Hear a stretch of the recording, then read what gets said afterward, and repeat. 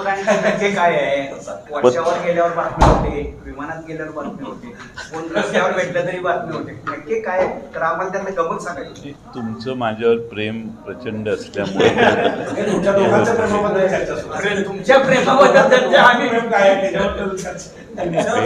भेटणं प्रवासात भेटणं याच्यात राजकीय चर्चा कशी होऊ शकते? त्यामुळे तुम्ही त्या गोष्टीचा तुम्ही म्हणजे सगळे नाही, काही लोक त्याला वेगवेगळे अर्थ काढतात. त्या दिवशी समजायचं की आज काही विशेष बातमी नाही म्हणून ही चालू आहे.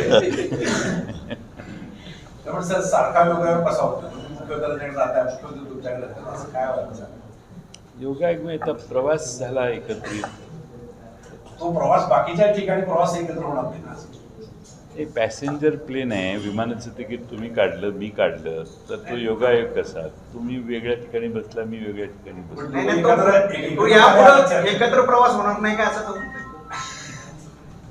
आता काय आहे की लोकांचा तुम्हाला निष्कर्ष काढायचा अधिकार आहे, त्यामुळे मी त्याच्यावर काहीच बोलणं योग्य नाही. आमचं मेन काम जे आहे ते शक्तिपीठ महामार्गाला विरोध करणं. देशामध्ये वेगवेगळे रस्ते जे होतात त्याचा खर्च आणि महाराष्ट्रातल्या होणाऱ्या रस्त्यांचा खर्च याची तुलना शोधपत्रिकार्था म्हणून तुम्ही केली तर तुम्हालाही लक्षात येईल की आपण जरा जास्त खर्च करतो, जरा नाही दुप्पट खर्च करतो. त्याशिवाय आमदार खासदार कशी येतात? आणि त्यामुळं करायला प्रगती यायला सरकारचं म्हणणं आहे की रस्ता झाल्यावर प्रगती येते.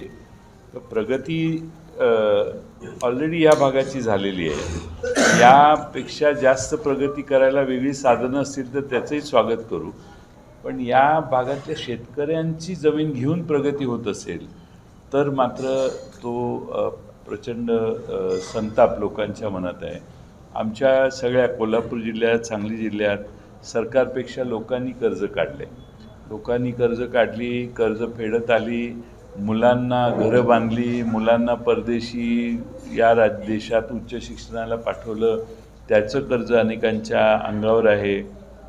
मुलं शिकून परत आल्यावर ती आधुनिक शेती करण्याची अनेकांची स्वप्न आहेत, त्याचा चुराडा होणार.